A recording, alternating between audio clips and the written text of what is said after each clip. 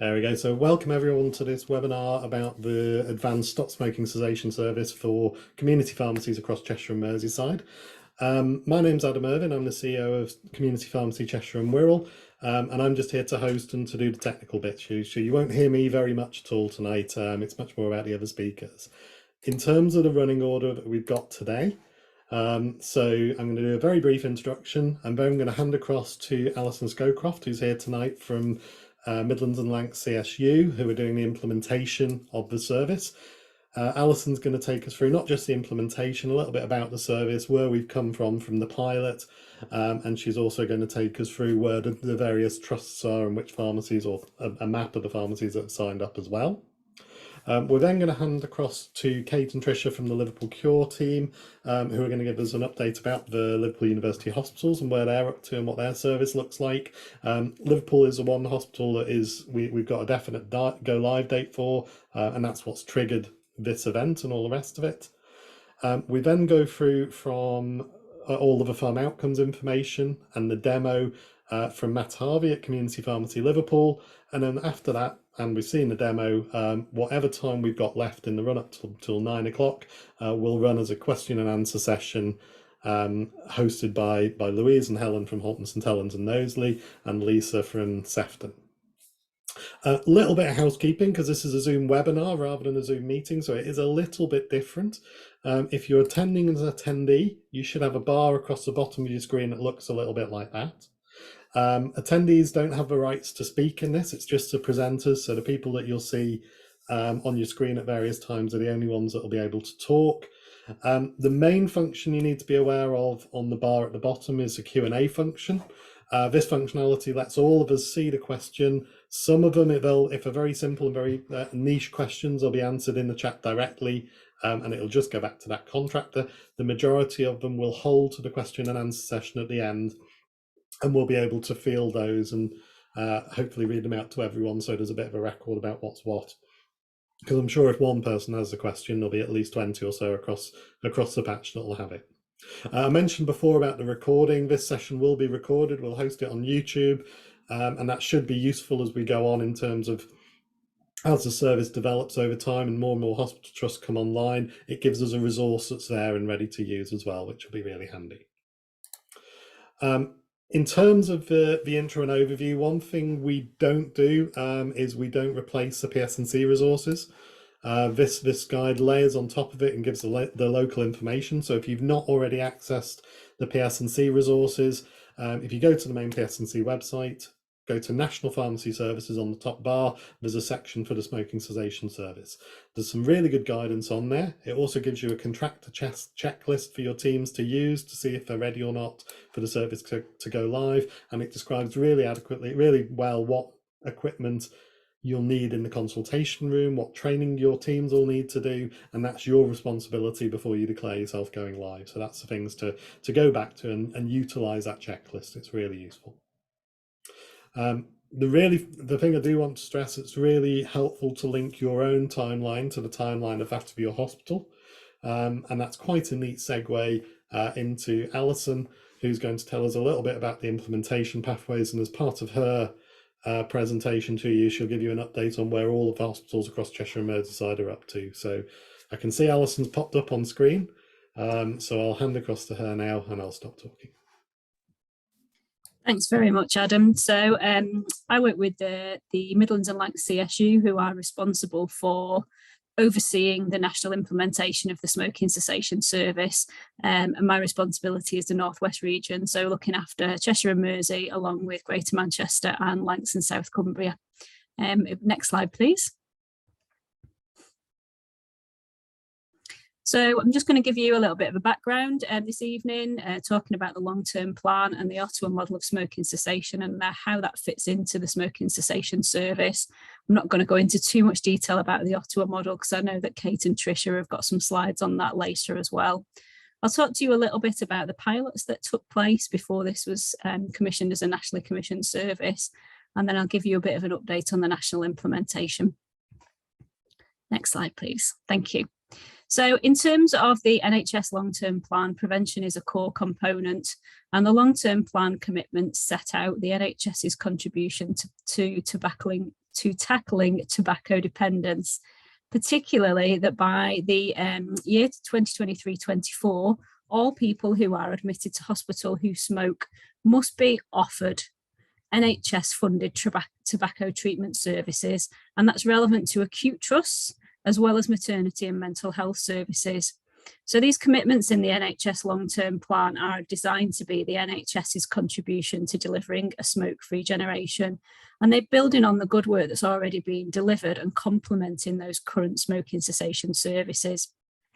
There's a focus on physical and mental health, and it introduces a level of national direction, but with local development and delivery. Next slide, please. We know that smoking cessation programs and services already exist in community settings as well as in community pharmacy, but their involvement of community pharmacy is variable across the country.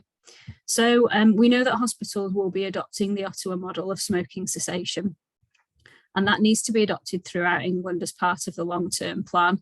It's a 12-week programme, and it requires that follow-up of smoking cessation treatment after a patient's discharge from hospital. Following up after discharge has led to increased one-year quit rates by 11%, and it's expected to save the NHS up to £85 million within 1 year. So there's some really valuable reasons for hospitals to adopt this model. The aim of the National Commission Community Pharmacy Smoking Cessation Service then is to support the delivery of the prevention ambitions in the NHS long-term plan, and for community pharmacy to become a nationally available choice for patients to access smoking cessation support after they've been discharged from hospital. We had some pilots, as I mentioned, which ran a couple of years ago, and the data from the pilots was used to inform what the Nationally Commissioned Service would look like. So the first pilot that was introduced was back in October 2020, and referrals were sent then from the Royal Oldham Hospital to pharmacies in the Oldham area. I was involved with that pilot, which was a really great piece of work to be involved in. We selected the pharmacies following an expression of interest process and made sure that there was good geographical coverage and reasonable opening hours across the PCNs in Oldham. There was then a second pilot area that went live a year later in November 2021, and that was in Lambeth and Southwark in London, working with Guy's and St Thomas Hospital and King's College Hospital. And all of those pilot sites have now transitioned into the National Commission Smoking Cessation Service. Next slide, please. Thank you. So just to give you a little bit of data, I know there's some people out there who like to see the numbers. These figures are from the Oldham pilot. So across a year of service delivery, there were 201 patients referred to 12 community pharmacies across Oldham. The conversion rate of patients who were referred into patients actually being enrolled and actively participated in the service was around about 40%, and that was very much in line with patients who were referred to the community stop smoking service. So around about 40% of patients who were referred actually took up the offer and committed to receiving support from the community pharmacy. The 4-week quit rate of those patients was 57%, which we were really pleased with, actually slightly higher than what was seen in the community service. So a really good 4-week quit rate. And then 41% of patients who recorded a quit at 4 weeks went on to record a 12-week quit. So some real staying power there, with a 12-week quit rate overall of 23%. So really good results in Oldham, and those figures in terms of quit rates and conversion, as I said, were in line with what was expected from stop smoking services, particularly with this patient cohort, and also in line with referrals into the community service in Oldham. Next slide, please. So once the pilot was finished, Midlands and Lancs CSU did an evaluation, and they worked really hard to support the transition of the pilot into the nationally commissioned service. The NCSCT have developed a standard treatment programme which is bespoke to our service, to the Smoking Cessation Service. So if you haven't read through that, then I really strongly encourage you to do so. There's an awful lot of information and detail in there to help pharmacists to guide you through the different steps and consultations that you're going to take with the patient throughout their 12-week course. So please do spend some time to familiarise yourself with that standard treatment programme. PSNC and NHS England agreed the service funding and the service specification. So the consultation fees for the service are part of the community pharmacy contractual framework, and any NRT that's supplied by community pharmacies in this service is recharged back to the lead CCG or ICB or whatever other terminology we're using in our localities at the moment. There was a soft launch of the service back in March this year, with registrations opening on the 1st of March 2022. But this was an intentional soft launch, as it's clear that every trust across England is in a different state in terms of implementing their long-term plan ambitions around having an inpatient tobacco dependence service. So we're aligning the pharmacy service go live with the trusts as they're getting on board with their long-term plan commitments. Next slide, please.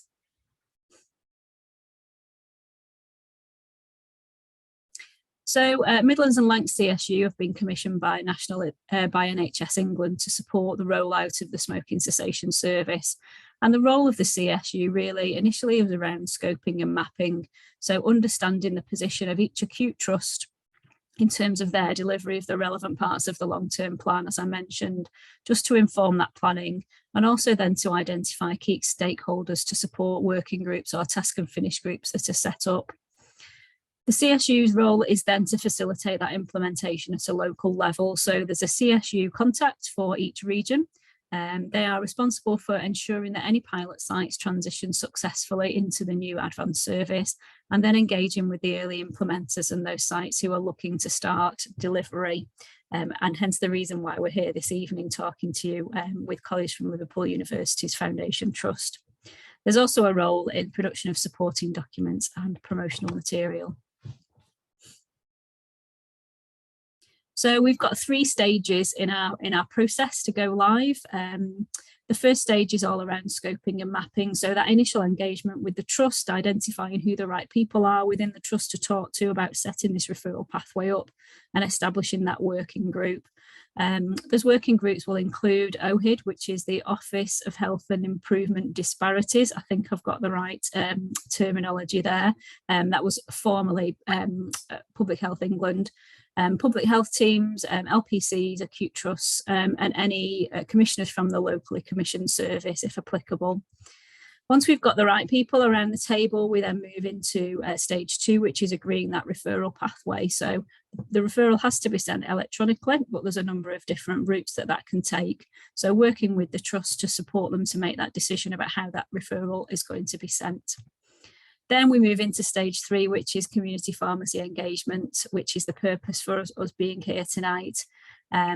So making sure that once a hospital trust has a referral pathway in place and has a date when they're intending to go live with this service, ensuring that the community pharmacies in the local area, we've got enough pharmacists signed up to give good geographical coverage for inpatients being discharged, and also the LPCs potentially providing any support for any areas where there may be some geographical gaps.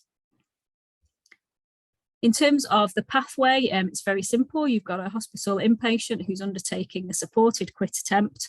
At discharge, there will be a conversation by the tobacco dependence team, and they will then refer that patient out either to a locally commissioned service where there's one available, through the SCS into a community pharmacy of the patient's choice, or it may be that the patient declines an onward referral. So they're either going to continue their quit attempt on their own, or there's some other reason why they don't wish to be referred. I'm sure hospital colleagues will go into that bit in a little bit more detail shortly. In terms of the model of care, this is in your service specification. So hopefully, if you've read the service specification, you should be familiar with this model of care. So just to run through it very briefly, the red boxes at the top are the NHS Trust Smoking Cessation Service, or the tobacco dependence team. So a patient's admitted to hospital and they will be identified as a smoker. They're then given specialist support, NRT product supply as appropriate, and behavioural support by the tobacco dependence team whilst that patient is an inpatient within the hospital. Then if the patient agrees to an onward referral on discharge, then they will be electronically referred to a pharmacy of the patient's choice, via whichever system the trust is intending to use. I know that Liverpool are going to use PharmOutcomes, which is fantastic because we know that's a great system for community pharmacy and everybody's used to using PharmOutcomes. Once that referral is received by the pharmacy, then the pharmacy must make contact with that patient within a defined period post-discharge, which is 5 days. Once that patient's then made contact, they fully transition into the smoking cessation programme that's provided by your pharmacy. And then it's over to you to make sure that you support that patient as required in terms of the behavioural support and the NRT supply. There will be post-event messaging that's sent back to the trust to update them on the progress of that patient through their quit attempt, as well as the patient's general practice. So just to give you a little bit of an overview, the SCS is intended to complement any existing locally commissioned stop smoking services. So it will run alongside any other service that you may be commissioned to deliver locally. But you can only see patients in the smoking cessation service who've been referred from the NHS Acute Trust. I just mentioned before that you must make contact with the patient within 5 days of referral, and you must make at least 3 attempts to make contact with that patient. That turnaround time, that window is really important because you need to make sure that you've made contact with the patient and set up their first appointment whilst they've still got enough NRT that was supplied to them at discharge. So a timely response to that referral is really important. You can provide support for the patient up to 12 weeks, but that 12 weeks does include the period of time that they spent in hospital. So if they were an inpatient for a week, then you would provide a further 11 weeks to make that a full 12-week quit attempt. You can deliver consultations to the patient as is needed between yourself and the patient, but no more than 2 weeks apart. So you could only make an NRT supply of a maximum of 2 weeks at any time.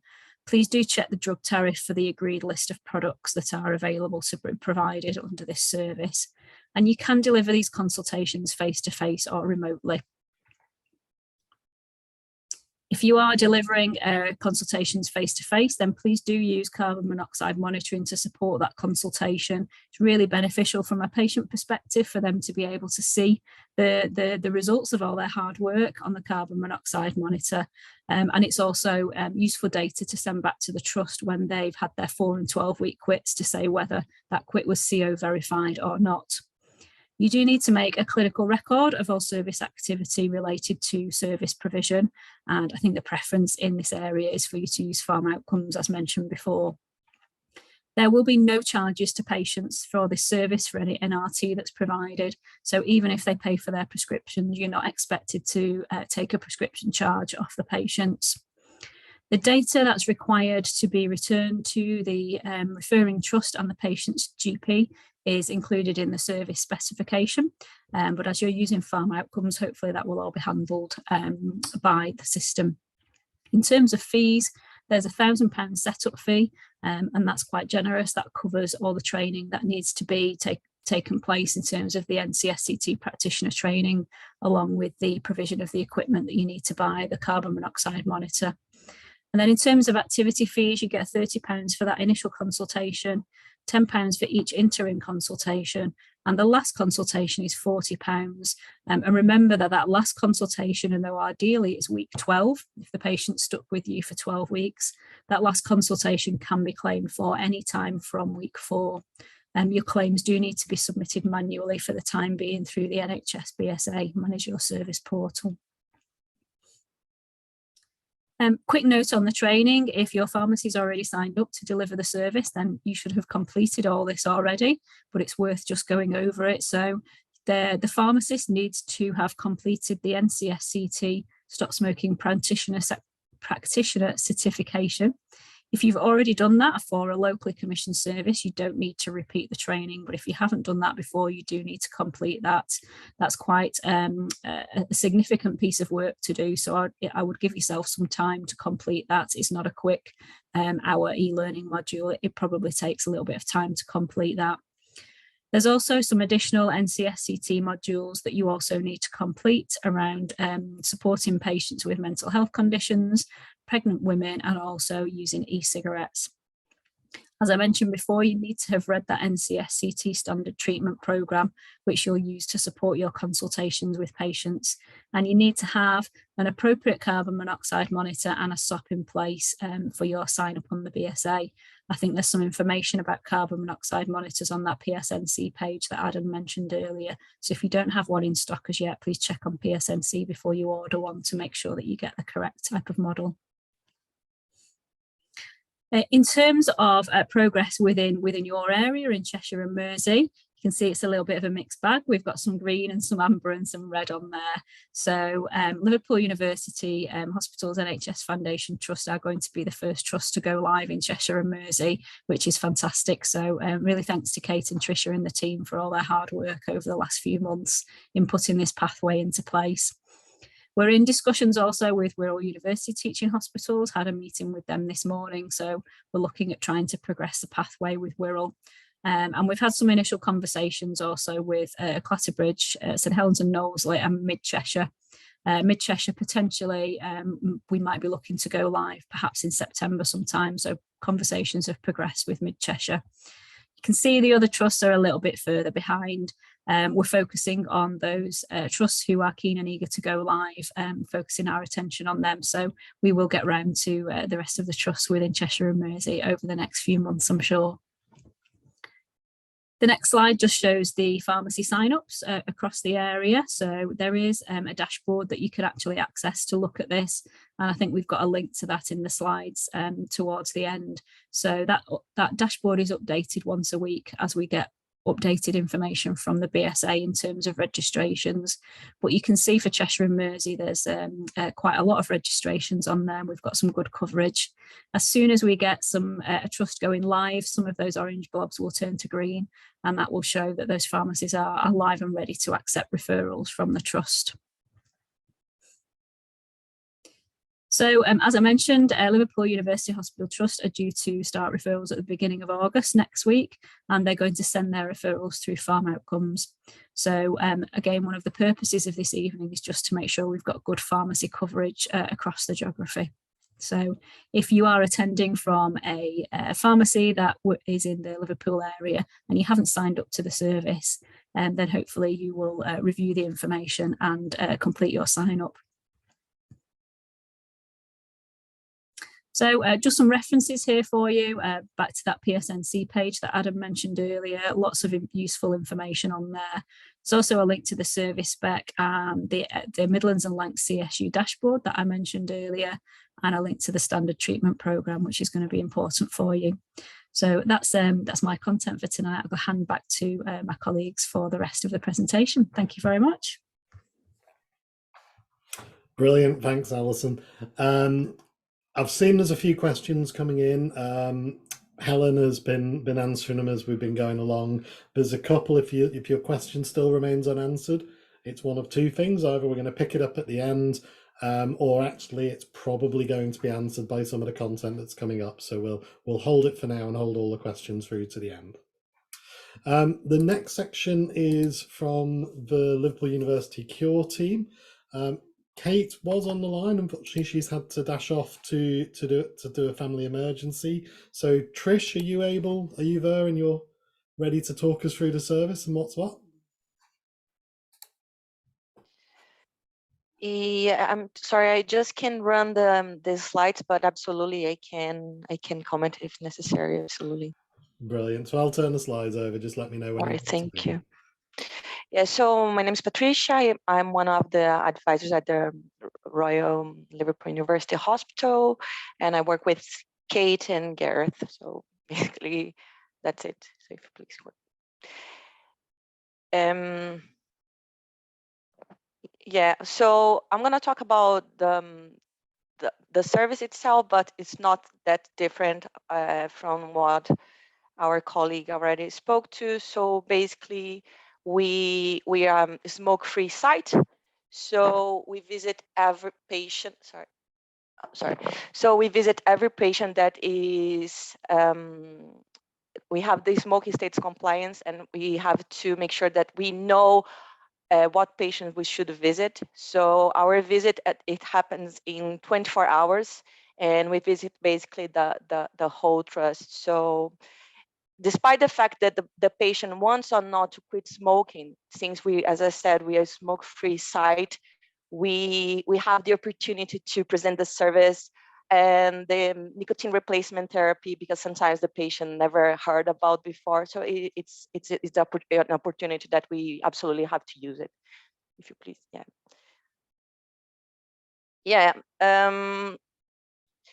Exactly. So we have to count on our helps of our colleagues from the pharmacists, the nurses, and because sometimes, for example, when the patient is not in the bedside, it's very important that the whole team is able to help this patient. So, for example, if we go in now and the patient is not available to have this conversation, it's important that we're going to remote this patient, and this patient is going to have the opportunity to at least receive and know that it's help available to receive the NRT. In this moment, we don't use, like, for example, vapes. We don't have this option in this trust. So basically, we have the patches, the inhalator, and lozenge, chewing gums. Is this kind of the product we have in this moment. So basically, we ask the patients how many cigarettes they smoke, how long they haven't smoked, have ever tried to quit before, these kind of questions. But because of the COVID, we're not using the CO monitors at the moment, but absolutely something that we have in mind for the future. Next slide, please. Yeah, so after visit this patient, as I said, first contact, we have to make sure that the patients, they are tabbed as smokers or not. So we go in now and we have this conversation with the patient and try and offer the help. Some patients, they really keen to try to quit smoke, and some patients they never heard before. But as I said, the most important thing is make sure that they know that's help available. So after seeing this patient and having this conversation, we're gonna put notes in our system, and the pharmacist will help us and make sure that the patient is gonna receive the NRT at the same day that we have this conversation with the patient. And after, obviously, one of the things that we have to ask for the patient during our conversation, if they want to continue with the program, if they want to be referred to the community service, especially if they ready to quit smoke. So after going home, after being discharged, we're gonna call these patients and check how they're doing, if they have received the NRT as we have prescribed, and if they have really stopped smoking, how are they doing? And after having this feedback, we're gonna ask then, all right, we have the opportunity to continue with the program if you want to, and then it's when the refer to the community service happened. But in this moment, we already have the access to PharmOutcomes. So let's imagine that I've seen that we cannot book an appointment for this patient and straight away, but he or she doesn't have any NRT, so we can send the prescription through PharmOutcomes. I think that's it. Next slide, please. Yeah, so this slide is basically how we tab the smokers. So this is our system called dashboard.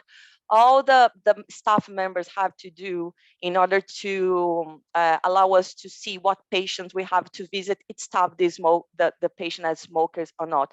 So click on this tab as smoking, they're gonna have to answer if the patient smoker is smokes more or less than 10 cigarettes per day.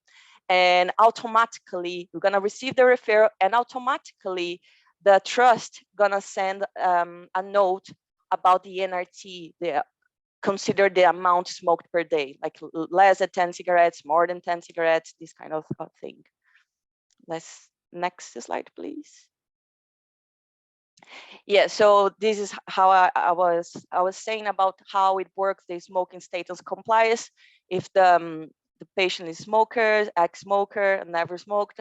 And then, as I said, in this case, more than 10 cigarettes, we're gonna prescribe ideally the combination of nicotine replacement therapy. So the patches and any oral product. The trust really likes the inhalator, and also this is something that the patients they like, because sometimes they miss something to hold. So the inhalator is a good thing to show the patients. Next slide, please. So this is our team basically, and how the process works. Nothing very different from what we already talked about. So in this moment, we have we help monthly at least. We have to the community service at least 50 referrals monthly. So it's a good thing, and we're also working to increase the smoking status compliance. That's something that we really need to work on in order to have more referrals, and we're working in order to do this, and hopefully we're going to be able to help more patients and refer more patients to the community service, or now to the pharmacist, in order to seek help. Next slide, please.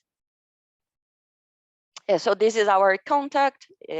Kate is our line manager. If you need anything, if you have any questions. So it's basically how we work in the Royal. Brilliant. That's fab. Thanks, Trish, for sending in there. Brilliant job. Thank you. All of these slides we are going to make available after the time, so you don't need to be scribbling down these details. If you need the CURE team's email address or Kate's email address, it'll be on the slides. It'll get distributed out to everyone that registers. Move on now, and I'm going to hand across to Matt from Community Pharmacy Liverpool. One of these things wouldn't be the same without Matt doing his PharmOutcomes thing. So I'll hand across to Matt. Just let me know when you want the slides and when you want the screen share, Matt. Will do. Thank you, Adam. Evening all. For those of you who don't know me and you haven't had the pleasure of watching me go through PharmOutcomes at countless events before, I'm Matt. I'm the Chief Officer of Community Pharmacy Liverpool. And I'm going to, as Adam's rightfully said, go through the PharmOutcomes as I always do. So next slide, please. So as it's been alluded to from Alison and Trish's presentations before, this service always must start with a referral from hospital. So no one can just walk in and go, oh, the hospital said I need NRT. What they do, you can sell it to them, I suppose, or try and get them into a local smoking cessation service. You must receive a referral electronically from the hospital. Okay. Now, as has been discussed already this evening, for the Liverpool hospitals, that's going to be PharmOutcomes. We would hope that the majority of the other trusts across Cheshire and Merseyside will also use the PharmOutcome solution, given that they are pretty much all already using PharmOutcomes to refer DMS referrals to pharmacies. So we're hoping that PharmOutcomes will be used across the board, but it may be NHS mail as well, potentially. So I think that's pretty much there. So next slide, please, Adam. So here's the pathway. So basically, the hospital will send the referral via an electronic means. So it could either be PharmOutcomes or it could be NHS mail. And I'll show you in a minute how that differs when it comes to putting the data onto PharmOutcomes. Okay. The PharmOutcomes modules will, of course, as you'd expect, notify the GP practice at various stages of the process that's required as part of the specification. And you'll be able to record all of the revisions, all of the NRT, etc., on PharmOutcomes. And then that will currently allow you, as it does for DMS and the blood pressure service or potential case management service, it will provide a report at the end of the month that you can then use to populate MIS manually. Yes, I know you are all at home groaning and shouting at me as we speak about the manual MIS thing. No one gets more frustrated than me about DMS and MIS not linking up after 18 months. It's still nowhere near. However, PharmOutcomes have reliably informed me that the smoking cessation service, oddly, was quite close to being sorted. So once that is sorted, pharmacies will then have the option to switch on NYS and PharmOutcomes talking to each other and uploading automatically. Okay. However, if you do that, it will be a paid fee for that, which I think is explained more on the next slide. If you would please, Adam.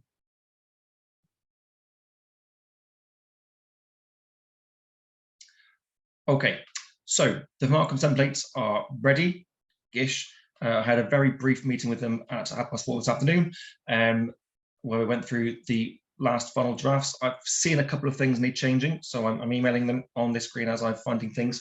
And if other things get brought up this evening, then we will make changes. But fear not, the second that your pharmacy receives a referral via PharmOutcomes or via NHS Net, and you go to PharmOutcomes to provide the service, the templates will be completely ready and up to date and will meet your needs. Okay. And if you've done locally commissioned smoking cessation services in the past, you'll be quite familiar with what I'm about to show you.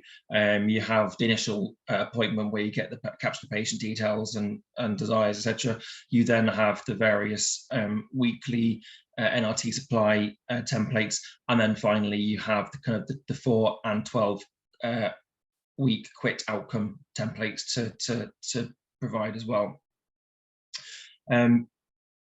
Next slide, please. Okay, so as I said before, there is no cost to use PharmOutcomes. That's covered nationally and locally by the LPCs, etc., and the commissioners. So you haven't got to pay to receive a referral and to utilise PharmOutcomes for this. However, once the NYS and PharmOutcomes linkage is complete, and you choose in your pharmacy to utilise that linkage, then you will have to pay a fee per provision that gets linked with NYS. So you may decide to carry on uploading all the data manually, and that's fine. You can choose to do that. There'll be no fees continued for you. If you choose to make that linkage, then there will be some transactional charging based on the current provider pays funding model. Most of the independent, etc., will be probably using affinity providers such as the MPA, Newmark, etc., AEH, etc. And I believe that they will also be used for the smoking cessation service as well. If you're not, then it might be worthwhile signing up to one of those, because it should lower the costs of transactions that you currently pay for CPCS one-on-one referrals for emergency supplies, etc. at the weekend. So just to reiterate, you will have the option to not be charged if you want to continue adding on this stuff manually to NYS. However, I would assume that you would not want to continue doing that because it's a pain in the backside. And at that point, when the linkage is finished and ready to go, you will have the option of turning them or not. Next slide, please, Adam. So I think I've already explained this. So basically, once the linkage is sorted and you want to go ahead with the linkage, then you'll start paying per provision. Then if you don't want to, still go on for free. Next slide, please. Okay, so PharmOutcomes have got some video guides. They will be, well, they did a load, they've made some changes, they happen to redo them. So that will be done by Monday, which is when Liverpool hospitals will hopefully be sending their first referrals. We anticipate, given the workflow of the trust, that the first referrals are likely to start on Tuesday. I believe that Kate was saying to me yesterday that the team gets lists of patients, etc., on a Monday, and by the time they've gone to them and completed their stage of the process, it's likely to be late on Monday, if not more likely Tuesday, that we start seeing referrals in the pharmacies that are linked to Liverpool hospitals. So looking at Liverpool, Knowsley, Sefton, Halton, I guess, maybe on the Wirral as well. Basically, if you get any DMSs from the Royal, Aintree, Broad Green, etc., then there's quite a good chance you might be getting some smoking cessation services. So PharmOutcomes have produced guides. They will be available next week. If you're watching this on demand, they should already be available. And also, if you're already watching this, then you will see now my quick run through of the templates as is.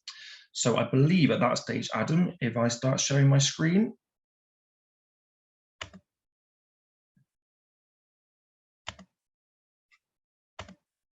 Here we go. Let me just put in my security word. And you will see that. One of the panelists, please shout at me quick if you can't. Yes, we can see it. Happy days, thank you, Adam. So you will all recognize this screen. This is your PharmOutcomes Services home screen. Down the left-hand side, you've got all of the services you can provide. You can see for this is a demo pharmacy, so you've got all of the different templates that you can select for this particular service. And I'm going to talk through most of them this evening. And then here you've got outstanding records, and you can see here, just like you do for blood pressures, for CPCSs, for DMS, etc., you get a referral. That should be absolutely no surprise to any of you.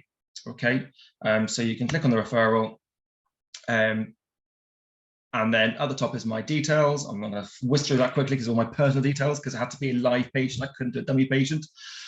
So that at the top there provides the details of the patient, and then all of the information that the hospital would input at their end then comes up on here, just like you see in a DMS referral or a hypertension referral, etc., or a CPCS even.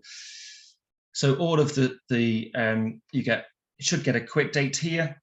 You will be informed of any RT that's provided and how many weeks worth that's provided. That's important because the service, the patient should receive 12 weeks of NRT in total, including what they get at the hospital, not 12 weeks solely from the pharmacy. So you need to take that into consideration as well.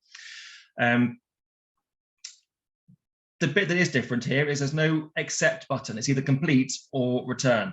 Okay, so if the only reason why you would return that is if this isn't your patient, you have no idea who they are, or you can't get hold of them.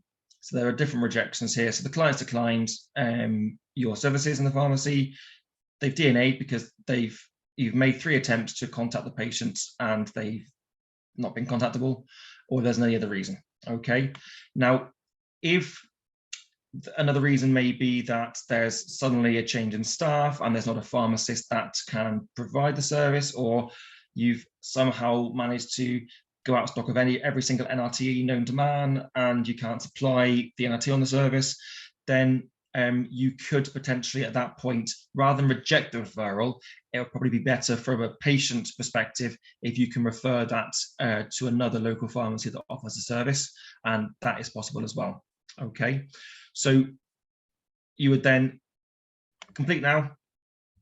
All the patient details will come up, and all you need to do down here is you tick to confirm that you can contact the client to arrange an initial appointment. So you tick yes there. Once you've pressed yes on that, then that will allow you to provide the rest of the templates. Okay, now if you receive a referral via NHS mail, which I doubt you will do, but there may be some trusts across the patch that end up utilize NHS mail rather than PharmOutcomes, you will receive most of the data. Well, you should receive all the data that I've just shown you on the PharmOutcomes screen there via NHS mail. Okay, and then what you do then is click on this particular service, and you kind of refer the patient yourself. Okay, so you would utilize the patient demographic service. You could either click on the button and input the date of birth and the NHS number, or you could do date of birth, sex, first name, last name, and postcode, and then find the patient that way, just like we do for flu, etc. Okay, type in the patient's GP practice, what the smoking status is. Now, don't forget, all this information will be on the NHS mail referral that you get. Okay, so we'll pretend that they're a moderate smoker, I don't know, and the referral source. Okay, so it can be an NHS Net referral or an onward referral from a pharmacy. Okay, so if you get a referral via NHS Net from a hospital or from another pharmacy transferring that patient care to your pharmacy, you use this template to almost register. It's like a fancy registration, this basically.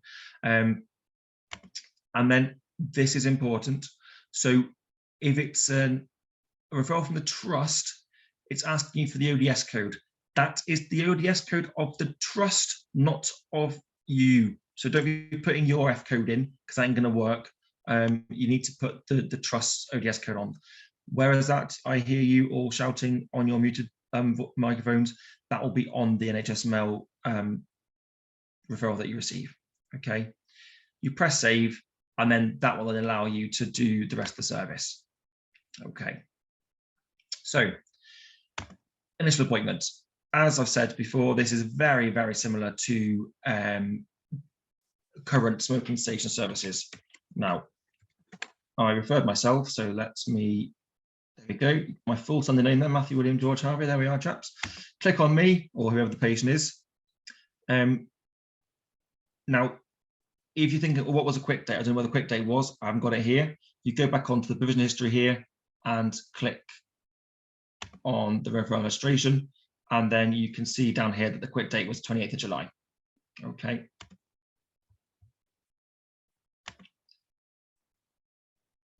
So click on the quick date, which is tomorrow.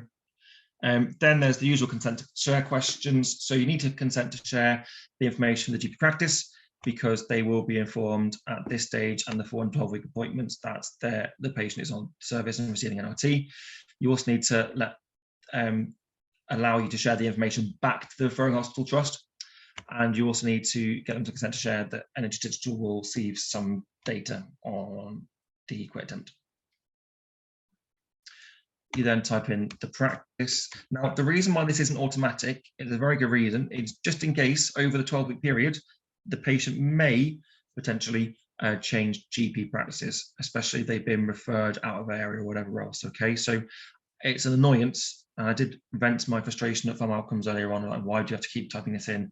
And I understand the reason. I'll shut up. So it's because, you know, just in case the patients move practices, if the original practice is no longer the current practice, and you just have the first practice there, then the referrals will be, the notification, sorry, will all be being sent to the wrong practice, which you don't want. Okay. It asks if the client is pregnant or not. I am not pregnant currently, funnily enough. And it'll ask what the initial consultation is, with face-to-face, telephone or video. Ideally, these would be face-to-face. Now, what you may decide to do is you may decide to get kind of this information all done over the phone, and then get them in to measure the carbon monoxide. If you do that, there is this partial save functionality as we get on DMS up there. So you can save like that, and then you can go back in to complete the provision later on if you wanted to kind of sort that initial bit out over the phone, and then convert to face-to-face for the for the carbon monoxide reading.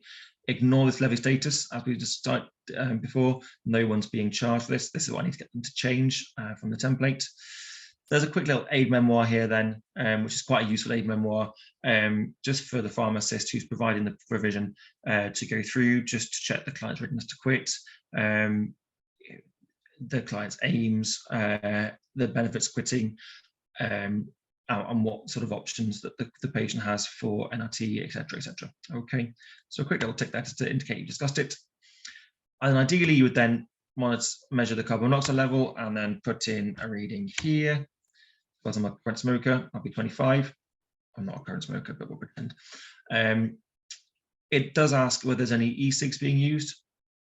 So a quick answer there, and whether any NRT is currently being used or not. Okay, so you would usually be clicking NRT prescribed at this appointment to then input your NRT. So in patch, this is a list of NRT. Now I've also just checking with PharmOutcomes, it should do. This list should only allow you to select the products that are listed in the drug tariff for the service. So that will be definitely sorted by go live. So we'll pretend I'm having some Nicorette and Visi 10 milligram patches. I'll give myself a week's worth 7, and then I will give Trish inhalators. So that's myself an inhalator as well. Now the usual thing happens if you're trying to give 10 patches of a 7-pack. It will say you're being an idiot. You're giving more than a wrong 1.4 packs. So it'll do the usual prompt for quantities, and then you press save. Okay. Then what happens is for future weeks, you then click on the interim consultation. Again, this will be very obvious to those of you who already provide NRT services. Week since quit dates. So which week are you on? So pretend we're on week 4, say. Now, if you're on week 4 to 6, there will be a a note here just to remind you that the week 4 quit status is pending, and that you may wish to go and record the 4-week quit at that point.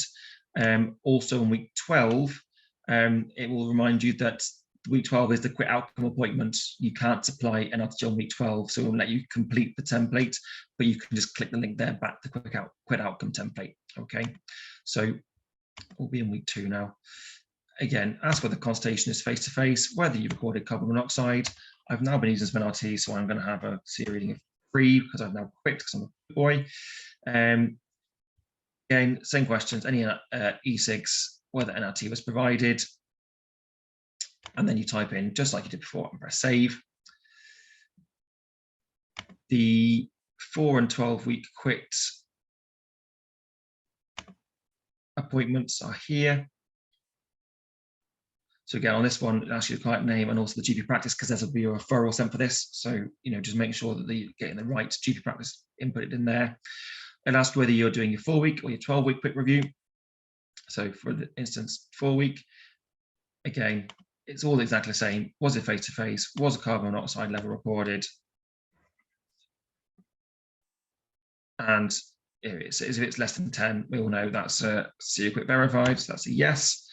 Obviously, if it was above 10, it would be a not quit.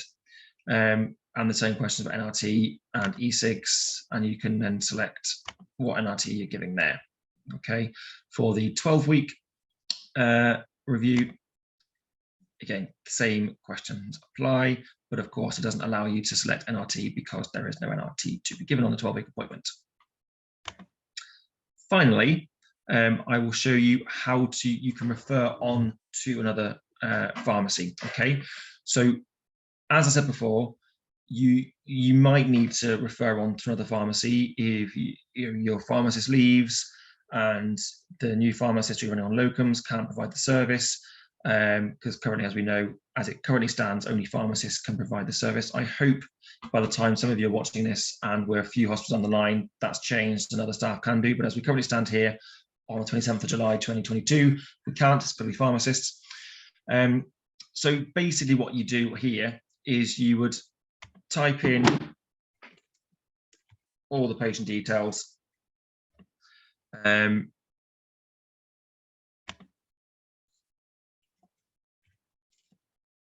you type in the pharmacy site, that will then come up with a list of pharmacies. They're not live yet because they haven't, some it's not live, but once you type in an F code of a live pharmacy, it will come up. Okay. You need to provide how many weeks support they've had at your pharmacy. If you are a receiving pharmacy, you don't start at week 1 again. You just kind of carry on where the pharmacy left off. Okay, so it's 12 weeks in total. If they're on week 5, then you have 7 weeks left. Okay, and then put the agreed quit as was, and whether the 4-week quit outcome has been confirmed. I know all the dates are wrong because I'm doing it the day before the quit date, but you know what I mean. You also then can provide the NRT that's being provided and then save that. Okay, on saving that, you can then, it will generate a notification that you can print, that you can then scan or take a picture of or print to PDF, that you can then upload to NHS Mail and then send to the Onward Pharmacy's NHS Mail shared inbox. Okay, and then on receipt of that, you then register the patient as described before. So that was a complete whistle-stop tour. Q&A, colleagues, have there been any questions on PharmOutcomes while I'm here? Because it'll be quicker for me to just quickly go through steps again if need be than later on. Matt, I don't think there was any that you haven't covered already. So there was one around the NYS linkage. Yeah. There was one around the length of treatment, around the 12 weeks, which you've covered, and one around consent, about not being able to carry on with the service if consent wasn't given. Okay. I don't think there was any others specific to that. In terms of a Q&A point of view, it's probably helpful if I just run through what we've been asked and answered so far. The way the Q&A function works is if I ask a question, it's only me that sees the answer. So what I'm going to try and do is pick out any that I don't think have been duplicated, and just tell the rest of you that, because it might well save a question or answer something that's niggling at you. So the NYS data we've covered. That was asked a couple of times around the provider pays model. Once it's there, it is pharmacist only. We are expecting it to change, but we don't know when it will be, or even if it will be. The negotiations are still live between PS&C and the department, and it's part of that in the year 4, I believe. There's a few questions around carbon monoxide meters, and the fact that some hospitals aren't using them yet. Not all of them aren't. And there's some useful guidance, which I think was in Alison's part of the presentation, around the carbon monoxide monitors post-COVID. What else was? Let's have a look. There was a question if you've already provide an intermediate smoking service. Anyone without a referral who have been discharged, you can still treat them in the normal way you would do. It doesn't replace anything. They still stay separate services. SCS is an adjunct to whatever's already available locally. And I think that was it. So if you've got any other questions, answer them now. We are able to stay open a little bit longer, but as soon as the questions dry up, then we'll draw this evening to a close.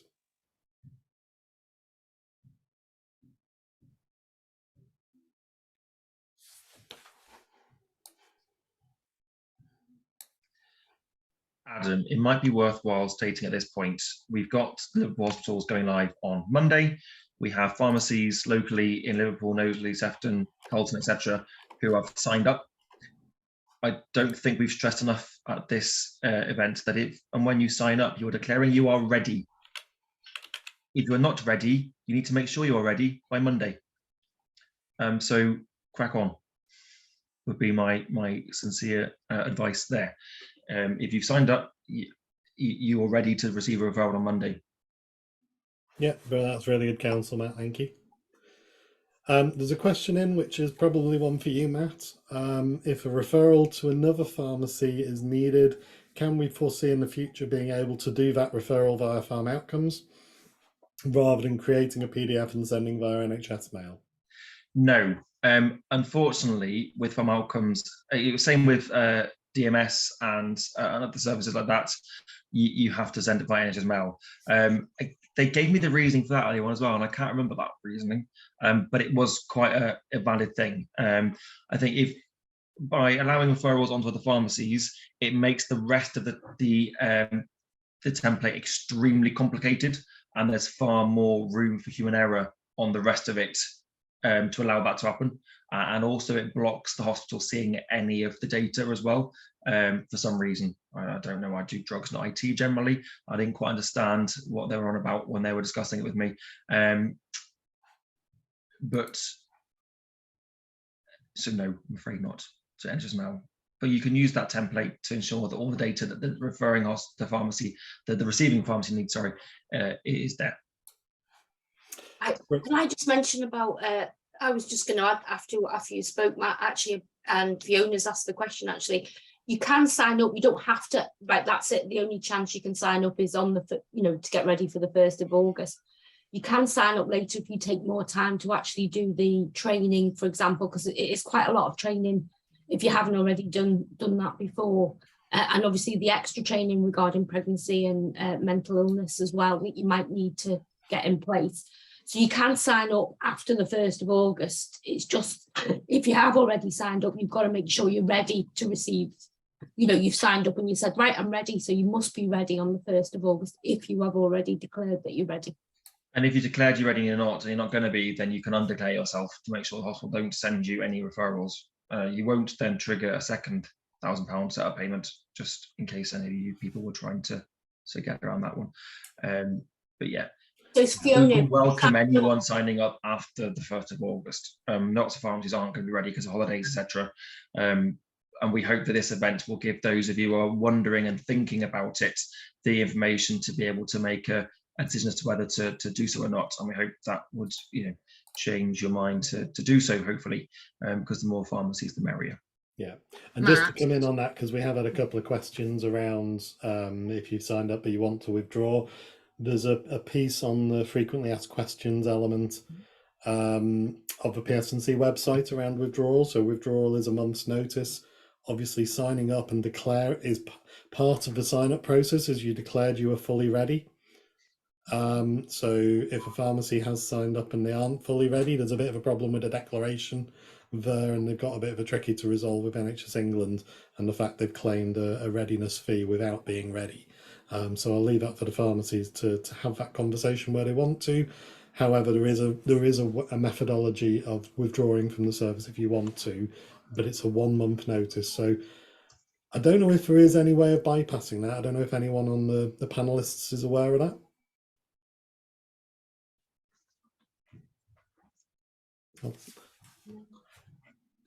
I'll take silence.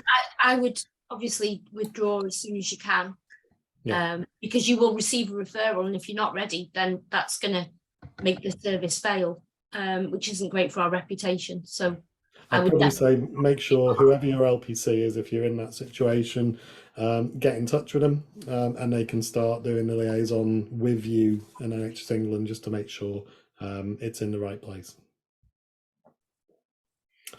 Brill, any other questions from anyone? I can't see any live at the moment. Are there any points any of the other panelists would like to make? No, just to reiterate that you should be contacting the patient within 5 days. Well, yeah, and you when you try and contact the patient, you can't contact them. You have to make 3 attempts, and the last attempt must be made on the 5th day. Fantastic, thanks, Lisa. Just to reiterate that. Superb. So I've got no other questions that I can see on the screen. So with that, I wish you all well and close the briefing. I hope it's been useful today. As I click close, it will open up a survey in a web window, in a web browser. Really appreciate if you let us know what worked well, what didn't work so well, and tell us what you thought of tonight. You will also get a link to that in the email that will come out. Once everything's uploaded, we'll send out the link to the video. If you've got any team members that you'd feel will be useful to watch it again, then they are able to. And obviously we'll put it out in all of the LPC newsletters along with a slide deck that accompanies it. Thank you for watching tonight, and we will see you next time.